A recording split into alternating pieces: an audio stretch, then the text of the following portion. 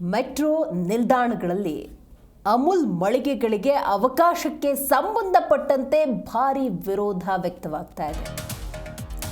Metro ನಿಲ್ದಾಣಗಳಲ್ಲಿ ಅಮೂಲ್ ಮಳಿಗೆಗೆ ಅವಕಾಶ.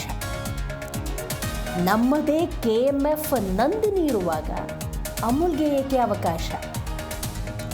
Metro ಒಳಗೆ ಮಳಿಗೆ ಹಾಕೋದಕ್ಕೆ ಭಾರಿ ವಿರೋಧ ವ್ಯಕ್ತವಾಗ್ತಾ ಇದೆ.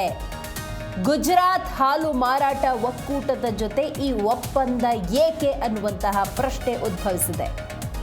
ಮಳಿಗೆ ಹಾಕಿದ್ರೆ ಕನ್ನಡಿಗರು ಹೋರಾಟದ ಎಚ್ಚರಿಕೆಯನ್ನು ಕೊಟ್ಟಿದ್ದಾರೆ. ಇದಿವತ್ತು ನಿನ್ನೆ ಕಥೆಯಲ್ಲ.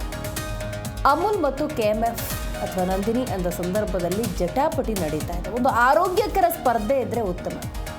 ಆದರೆ ತಮ್ಮ ಅಸ್ಮಿತೆಯನ್ನು ಕರ್ನಾಟಕ ಯಾಕೆ ಬಿಟ್ಟುಕೊಡ್ತಾ ಇದೆ ಅನ್ನೋದ್ರ ಬಗ್ಗೆ ಸರಿಯಾದಂತಹ ಉತ್ತರ ಇನ್ನೂ ಕೂಡ ಲಭ್ಯವಾಗ್ತಾ ಇಲ್ಲ.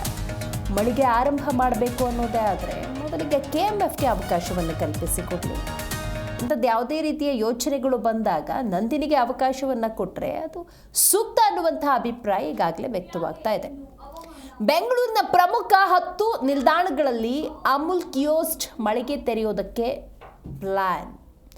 Gujarat cooperative milk marketing federation limited ಜೊತೆ BMRCL ಒಪ್ಪಂದ. ಎಲ್ಲೆಲ್ಲಿ?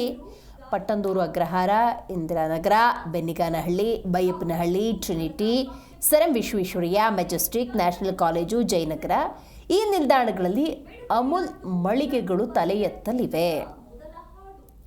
So Gujarat cooperative milk marketing federation limited ಜೊತೆ BMRCL ಮಾಡಿಕೊಂಡಿರುವಂಥ ಈ ಒಪ್ಪಂದಕ್ಕೆ ಭಾರಿ ವಿರೋಧ ವ್ಯಕ್ತವಾಗ್ತಾ ಇದೆ. ಅಮೂಲ್ ಮೆಟ್ರೋ ಒಳಗೆ ಮಳಿಗೆ ಹಾಕಿದರೆ ಕನ್ನಡಿಗರು ನಿಶ್ಚಿತವಾಗಿ ಹೋರಾಟವನ್ನು ಮಾಡ್ತಾರೆ.